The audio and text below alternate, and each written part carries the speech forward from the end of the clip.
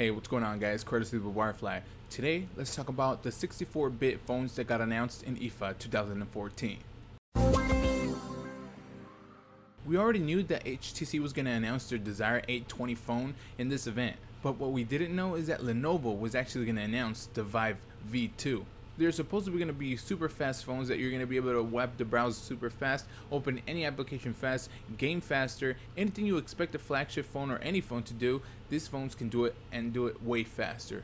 Let's take a look at the Desire 820. The Desire 820 looks kind of like the HTC One M8, except the speaker grills on the front of the phone are now little circles across the top and the bottom. It has a 5.5-inch display, and it's, like I said, it's a 64-bit phone, but this is an octa-core processor phone. And it also has an 8-megapixel camera in the front. And if you guys were wondering, yes, this phone is going to be for those selfie lovers.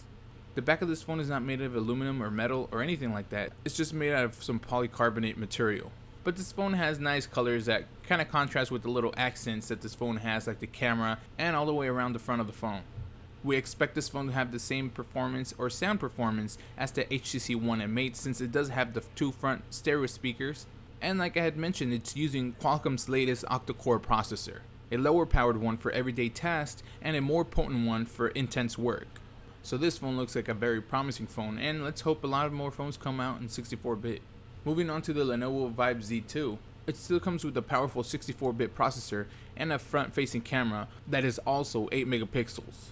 So both of these phones are very similar in the hardware. The only difference is that this one comes with a Qualcomm Snapdragon quad-core 1.4 GHz processor. It's also going to be fast, but you cannot compare it to an octa-core processor. It also has a 13 megapixel camera on the back, and the display on this phone, as well as the Desire 820, is only 720p. Not very impressive for being a 5.5-inch display. But I guess what these companies are going for with these phones is performance. They want to make super fast phones, maybe not with the best hardware out there, but it's definitely going to be extremely fast. But those were the only two phones that were announced in IFA 2014 that were 64-bit. And if you guys want to know more about what's happening in IFA 2014, don't forget to subscribe to the channel down there below. I was Carlos with Wirefly, and I will see you guys in the next video.